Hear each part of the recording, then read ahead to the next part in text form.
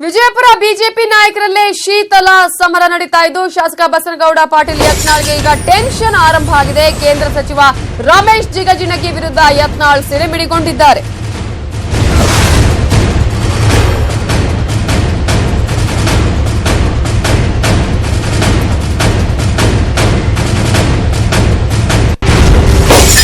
Vijayapura BJP ನಾಯಕರಲ್ಲೇ ಶೀತಲ ಸಮರ ಕಾಣಿಸಿಕೊಂಡಿದ್ದು ಶಾಸಕ ಬಸನಗೌಡ ಪಾಟೀಲ್ ಯತ್ನಾಳ್ಗೆ ಟೆನ್ಷನ್ ಕೂಡ ಈಗ ಆರಂಭ ಆಗಿದೆ. ಕೇಂದ್ರ ಸಚಿವ ರಮೇಶ್ ಜಿಗಜಿಣಗಿ ವಿರುದ್ಧ ಯತ್ನಾಳ್ ಸಿಡಿಮಿಡಿಗೊಂಡಿದ್ದಾರೆ. ರಮೇಶ್ ಜಿಗಜಿಣಗಿ ಯತ್ನಾಳ್ ಫೇಸ್ಬುಕ್ ವಾರನ್ನ ಮಾಡ್ತಾ ಇದ್ದು ಈ ಮೂಲಕ ವಿಜಯಪುರ ಬಿಜೆಪಿ ನಾಯಕರಲ್ಲೇ ಶೀತಲ ಸಮರ ಈಗ ಇರೋದನ್ನು ನಾವು ಗಮನಿಸಬಹುದು.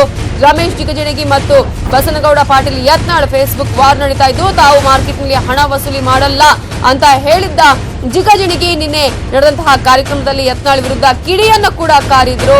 ಇದೇ ಒಂದು ವಿಚಾರ ಈಗ ಸಾಕಷ್ಟು ಆಕ್ರೋಶಕ್ಕೆ ಶೀತಲ ಸಮರಕ್ಕೆ ಕೂಡ ಕಾರಣ ಆಗಿದೆ. ತಾವು ಮಾರ್ಕೆಟ್ ಅಲ್ಲಿ ಹಣ ವಸೂಲಿ ಮಾಡಲ್ಲ ಅಂತ ಹೇಳಿದಂತಹ ಒಂದು ಹೇಳಿಕೆಗೆ ಸಂಬಂಧಪಟ್ಟಂತೆ ಯತ್ನಾಳ್ ವಿರುದ್ಧ ಕಿಡಿಕಾರಿದ್ದಕ್ಕೆ ಫೇಸ್ಬುಕ್ ಅಲ್ಲೇ ತಿರುಗೇಟನ್ನ ಕೊಟ್ಟಿದ್ದಾರೆ ಬಸನಗೌಡ ಪಾಟೀಲ್ ಯತ್ನಾಳ್.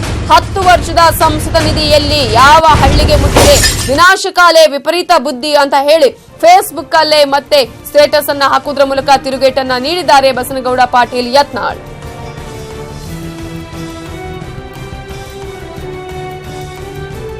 ಕೇಂದ್ರ ಸಚಿವ ರಮೇಶ್ ಜಿಗಜಿಣಗಿ ವಿರುದ್ಧ ಯತ್ನಾಳ್ ಈಗ ಫೇಸ್ಬುಕ್ ಅಲ್ಲೇ ಸಿಡಿಮಿಡಿಗೊಂಡು ತಮ್ಮ ಆಕ್ರೋಶವನ್ನು ಕೂಡ ಹೊರ ಹಾಕಿದ್ದಾರೆ.